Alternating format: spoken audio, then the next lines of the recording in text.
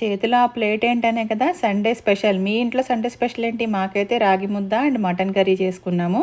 చూసారా మటన్లో నాకు ఇది వచ్చింది. ఎంతమందికి ఇష్టం అది. ఈ ఇన్స్టెంట్ రాగి ముద్దకి నేను 2 కప్పుల రాగి పిండి తీసుకుంటున్నాను. దానికి నేను 4 కప్పుల నీళ్లు తీసుకుంటున్నాను. 1కి 2 కప్పులు లెక్క గుర్తుపెట్టుకోండి. దీన్ని బాగా విస్కర్తో మిక్స్ చేసుకున్నాక దీన్ని తీసుకెళ్ళి ఓవెన్లో పెట్టాలి. ఓవెన్లో 1.5 మినిట్ పెట్టండి. 1.5 మినిట్ అయ్యాక ఇలా ఉంటుంది. దీన్ని కొంచెం మిక్స్ చేసుకుని దాంట్లో 1 స్పూన్ నెయ్యి వేసుకుని మళ్ళీ బాగా మిక్స్ చేసుకోవాలి. బాగా మిక్స్ చేశాక బాగా మిక్స్ చేస్తేనే ఉండలు లేకుండా ఉంటుంది. మళ్ళీ ఓవెన్లో ఇంకొక 1.5 మినిట్ పెట్టండి. 3 మినిట్స్ అది గట్టి పట్టేదాకా చేసుకుంటే చాలు. అంతే, మన ఇన్స్టెంట్ రాగి ముద్ద అయితే రెడీ అయిపోతుంది.